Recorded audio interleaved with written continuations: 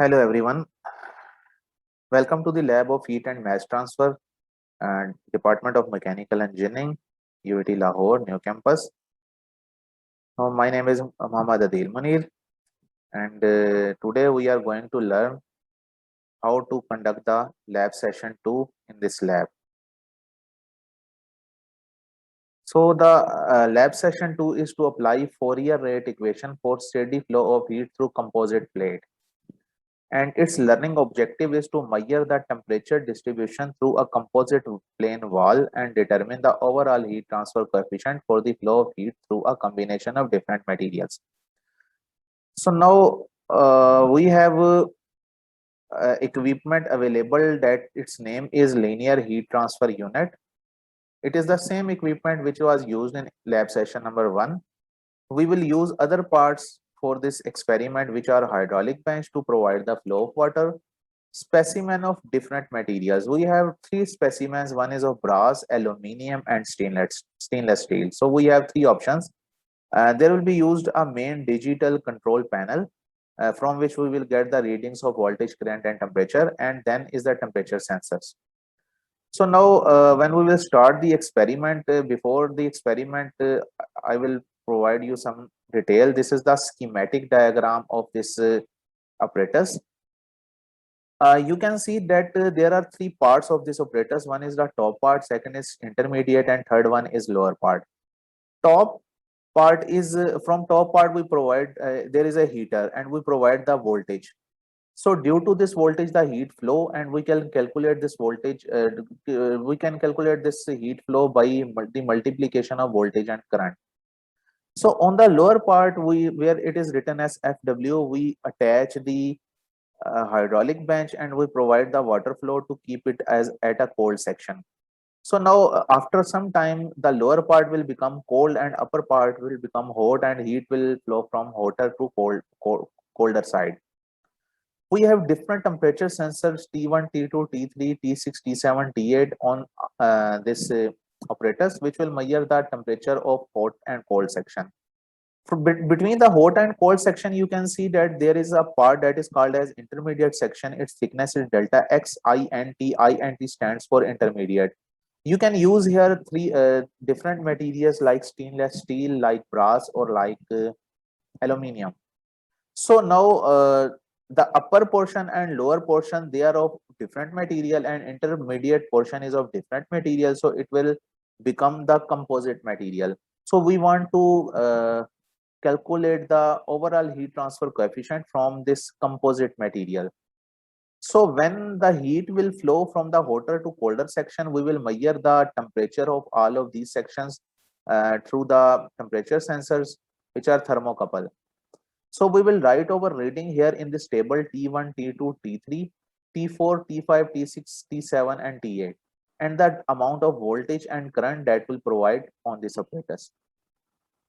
On the extreme lower row, there is a distance of all of these sensors from the first sensor. I mean, the T1 is at 0 distance, T2 is at 0.015 distance. That distance between T1 and T2 is 0.015, and so on. The temperature distance of temperature T3 thermocouple is 0.030 from this T1, and this distance is increasing.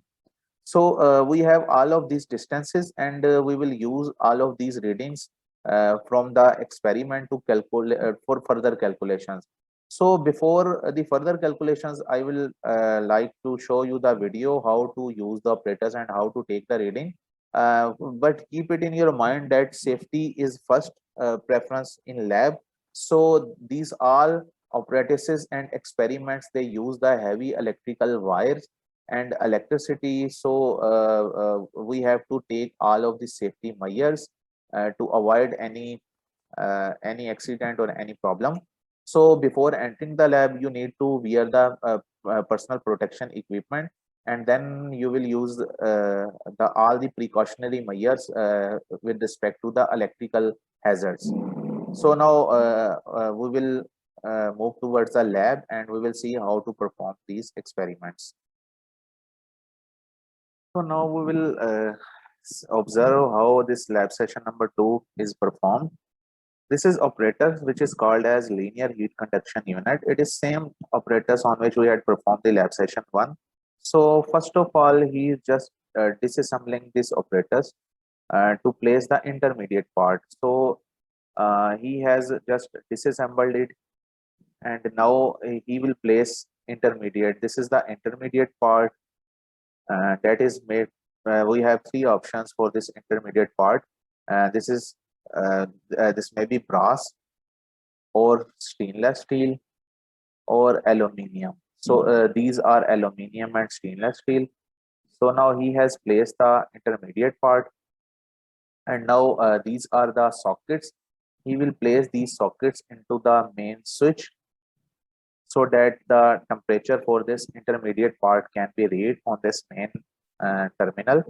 So the sockets of hotter and colder region are already attached in this main terminal. Now he is placing the top part on this operators, and then he will just close the operators. He is rotating the knob to finally fix this assembly. So now this is a composite material. Now he has switched on the main operators, and now from this knob he can change the voltage and current values. So he has adjusted some voltage value, and he will start the hydraulic bench to provide the water flow to the colder region. Now water will flow from the lower part of this operators, and from the upper part the heat will flow, and we will measure all the temperature distribution from hotter side to intermediate piece and then colder sides. So all of these wires these are attached to this main terminal according to their numbers in their respective sockets. And now he is just changing the voltage. Now he will change the voltage. Now for example, this is 215 volts. Just take 10 minutes to stabilize this voltage and then get the readings of these temperatures. So now you can rotate this knob. It is on 1, so it is T1. Just give it some time to stabilize that reading. Then it is T2. Now for second reading, you will change the voltage. After changing the voltage, you need to wait for at least 10 minutes so that it will become the steady flow. Now again, you can take the different readings of temperatures against this voltage.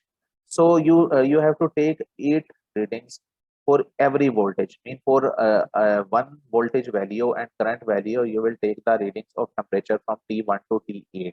So just you will rotate the knob and you will get the reading from the temperature for all of these readings. So this is the assembly. Now this is T6, T7, and similarly you may take the reading of this T8. After taking all of these reading 8 values of temperature, you just will take the third reading of voltage.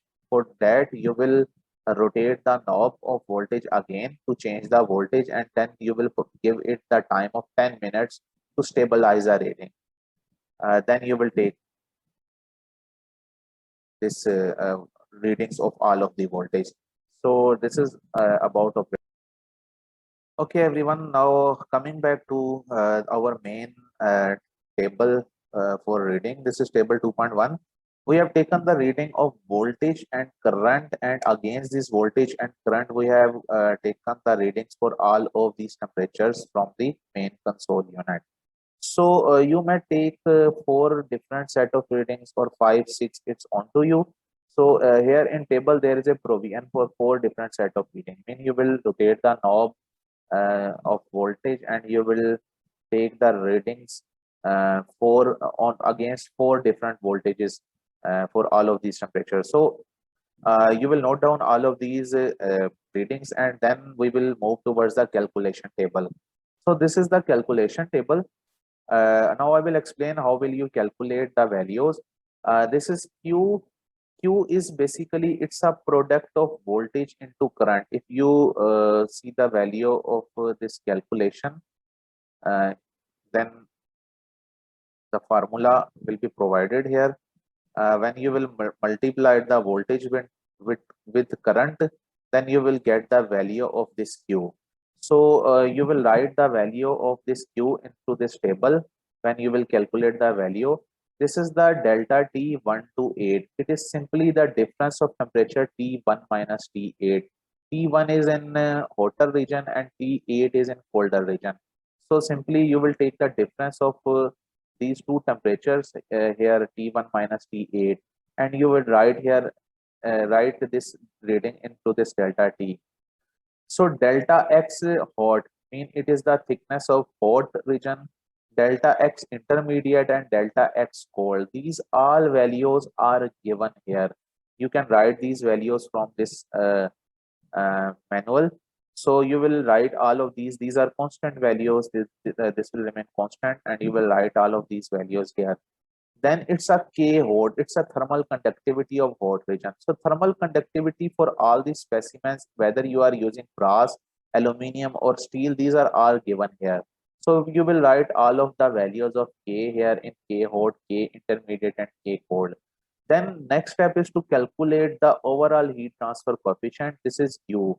This is theoretical value. Basically, U is 1 over inside bracket X hot over K hot plus X intermediate over K intermediate plus X cold over K cold. So this is the theoretical value. You will write all of these values which are available in this table: X hot, X intermediate, X cold, then K hot, K intermediate, K cold.